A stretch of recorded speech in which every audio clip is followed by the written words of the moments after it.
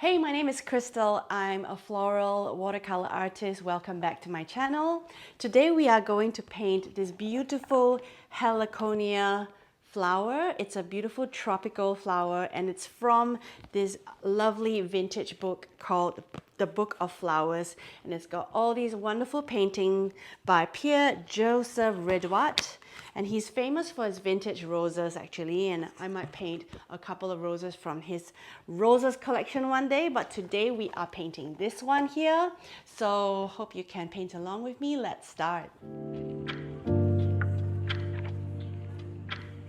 So Pierre-Joseph Redoute is, I was just reading in the intro here, what they call the Raphael of flowers. Okay, so he's a painter, a French painter.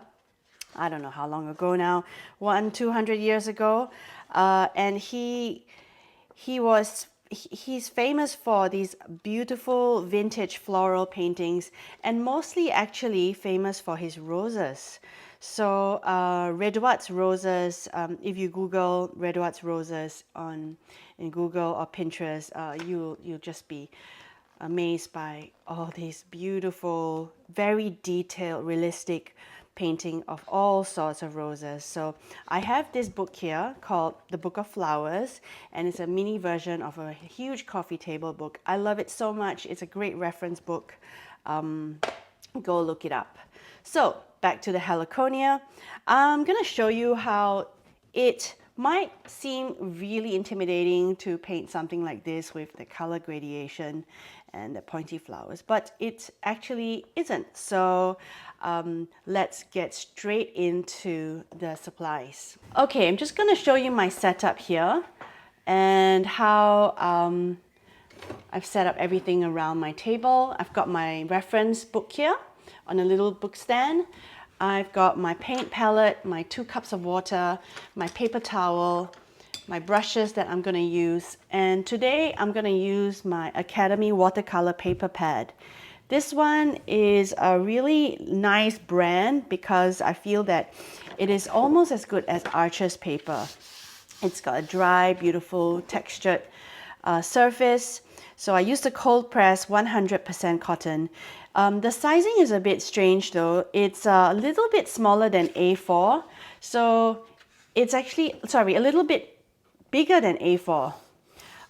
Which is an odd size if you ask me. So if you want to paint something and frame it in A4, I recommend you put a little washi tape at the top here so you don't paint into the area. In any case, I'm going to just place my paper here. I'm going to show you the brushes I'll use today.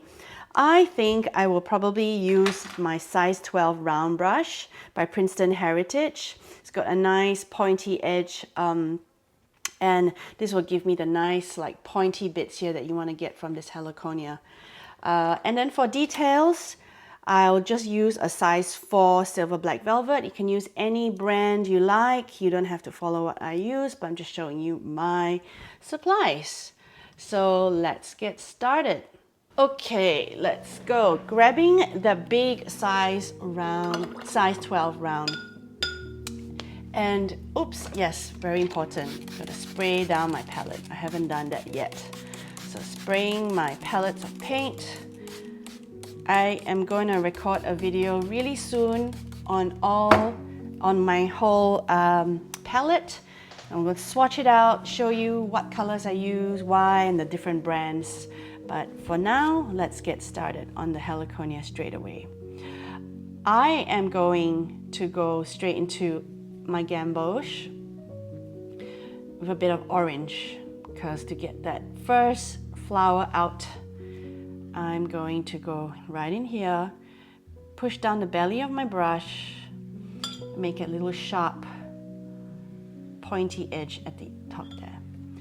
I'm going to go into my Scarlet now, which is a darker orange, and from here, drag out one more line. So what I'm doing is wet on wet, blending the lighter orange above to the darker orange below.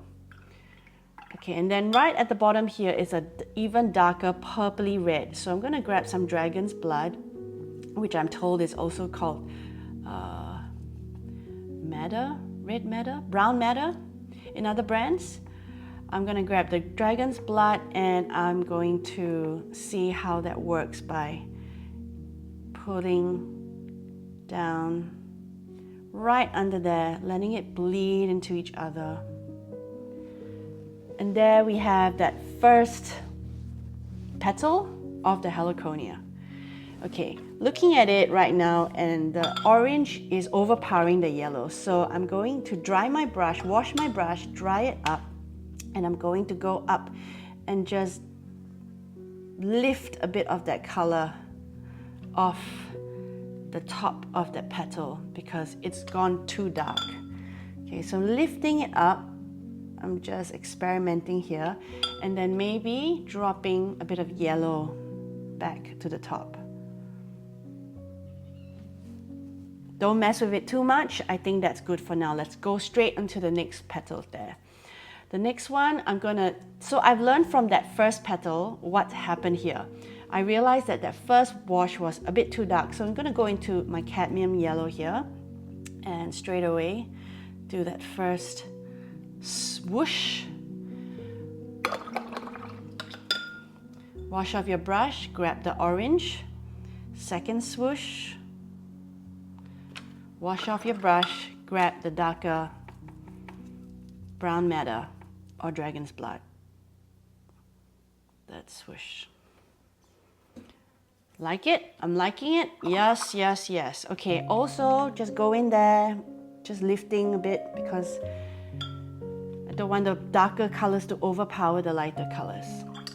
Okay, and then you know what? From here, you just keep going. Just keep going, working your way to the different petals, the smaller ones at the top,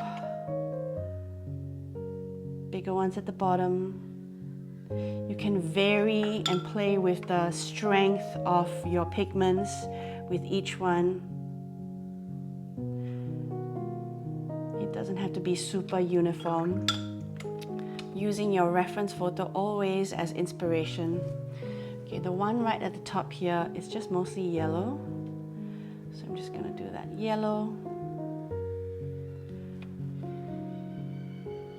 And everything points back to this stem here, which you can't see and I haven't painted it, but it's there. Okay, so let's keep going.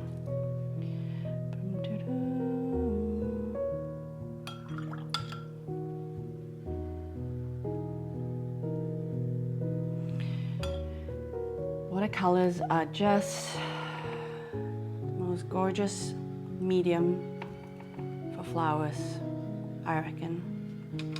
Because it kind of like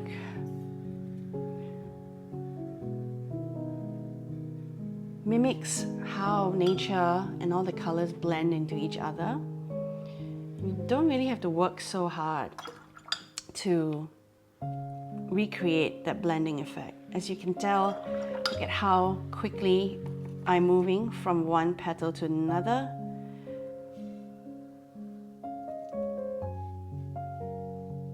Not getting too hung up on each one.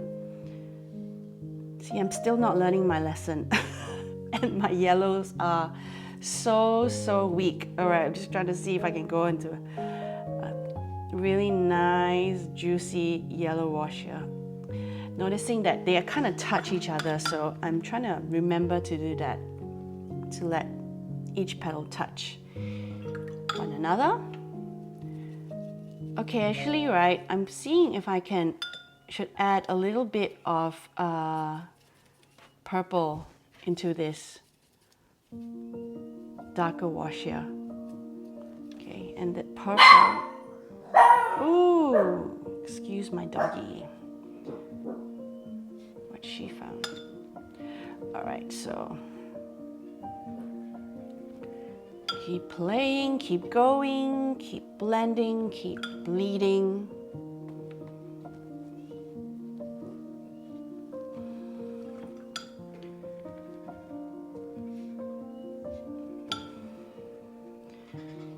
Watercolor, or at least loose watercolors, also it suits my personality in terms of I like to paint fast. I like the results to be quick and immediate. I don't like to faff around too long on a painting, like, you know, take days and weeks or months to finish a masterpiece and have multiple layers and all of that. Maybe one day I would, maybe, but at the moment, I just love these quick ways to create something beautiful.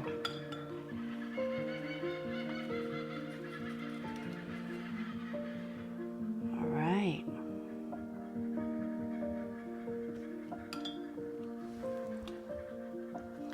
Stepping back a little bit, always, to just have a look at what needs to be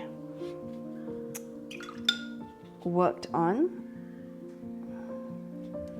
Okay, at this stage, you might go, ugh, what's up? Does not look quite right. Don't worry. It will come together. It will, I promise. Okay, you can always go back with the yellow like this. You don't have to always go like, oh, it needs to be in this exact order of things. Nah, not at all. Okay, that last petal at the bottom, it's actually not much yellow at all. It's more like a pinky purpley top, because it's the bottom of the leaf. Scrubbing in there. It's not great for the brush, I know, but sometimes you just gotta go and get that pigment out. And then that last leaf actually blends into a little bit of a green. So this is more like, I'm just gonna just grab a bit of green and let it just into that. Okay, always a deep exhalation. I'm going to now go into the stem and the leaves. Okay, stem and leaves, grabbing a bit of Sap Green, mixing that into my dirty green palette. Might grab a bit of yellow ochre now here as well. This is my Daniel Smith yellow ochre. And then I'm gonna pull a green stem just from here, a nice thick green stem. And it's gonna bleed from that last petal, but that's what I want. And then from here, the stem goes behind these petals. And every time you do something that goes behind something else, it can seem a little bit scary. And you're gonna be like, ah, nah, I did it wrong, it's not perfect. But you know what? No one's gonna see the tiny, tiny imperfections. It's just gonna have a big view of it, and it'll work. It will work out. And then you get better at it next time anyway. Okay, I'm gonna have one more leaf here that's going behind as well. So just pulling it out, and this one's going up into a direction here outwards. See, when I don't have anywhere to like lay my wrist down, it's a little bit harder to get it to have control, but that's okay. Just practice, practice, practice, paint more. Okay, there we go. Ah. And then this one has a bit of a leaf sticking out like this. Okay, just vary the green. And this petal's a bit dry now, so you can afford to like just touch it and it won't be too bleedy. Okay, so now while this green is a bit wet, it's nice to always go in with a bit of a darker green to put some like shadow. So darker green, I like to either just put in some indigo into my current green or grab Perylene green. I'm just going to sweep a shadow line down on this side of the stem.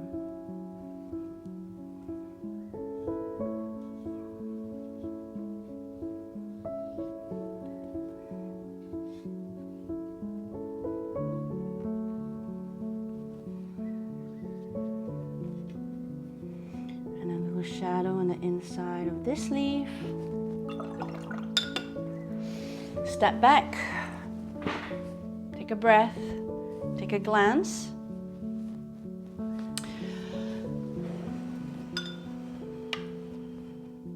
There's a bit of like empty space here, which feels like the plant is like floating, so I'm just gonna put some green in there to join up the petals. And then I think we just need to let it settle and wait for it to dry before we work on the next layer. It already looks amazing. You can actually just leave it as it is, but I think it'll be fun to add a bit of layer, a bit of lines, a bit of detail in the next layer. So let's wait for it to dry. Okay, now, so my painting is dry. Let's go in with some details, okay? I'm gonna re-wet my palette. And for the details, I don't know, I'm just gonna have these two brushes on hand. One is my size 4 silver black velvet round, and I have a size 1 liner brush from Art Basics. So, let's start with this one here, my size 4 round. I am going to grab a bit of Payne's Gray into that dark purpley dragon's blood pigment that I had earlier.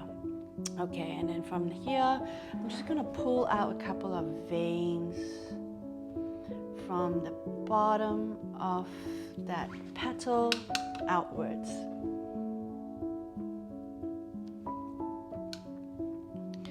There's a bit of a separation here from this flower here. I'm just gonna maybe do that.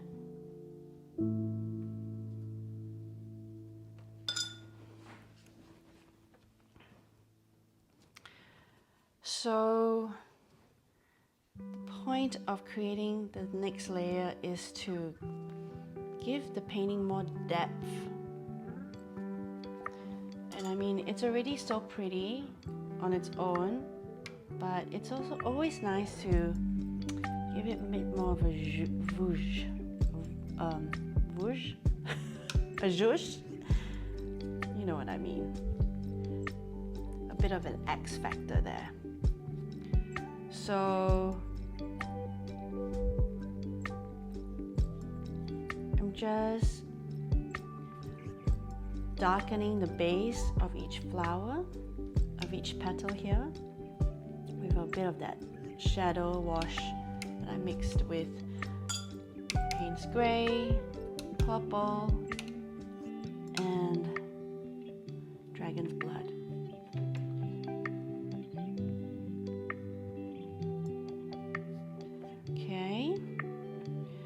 So as you see, some of them I'm going from top to bottom, and some of them you can go bottom to top, and you will get more and more comfortable with your brush to do that. Feel free to tilt your paper here and there if you need to, but for the sake of keeping a nice tight shot on the video, I'm not doing that, okay? But usually I do tilt my paper here and there. Okay, so I like that. I like that first layer of the detail, and like I said, you can stop here. But I just want to give this little liner brush a go as well. So that same wash, okay, I'm gonna want to put my hand down, my wrist down. So I'm gonna push my palette out a bit so that I have a bit more control here, okay? So very lightly pull out some thinner lines from the center towards the top. And I'm going to tilt my paper here now. All right, there we go. See? You don't have to do everything the teacher says. Okay, just whatever you need to do to create. Whew, I like it. I like how it's going. Okay, so maybe I'm just gonna put a couple of lines down here on the stems, and I'm going to grab my very first big brush here, that size 12 round, going into that same mixture. Gonna mix more of it up here. There we go. Maybe a bit of green as well. And just going to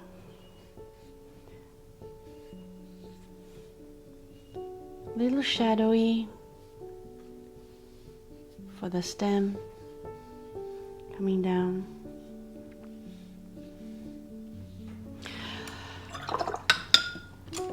If you feel like the edges were a bit hard, you can always just soften the edges by wetting the brush and just going over.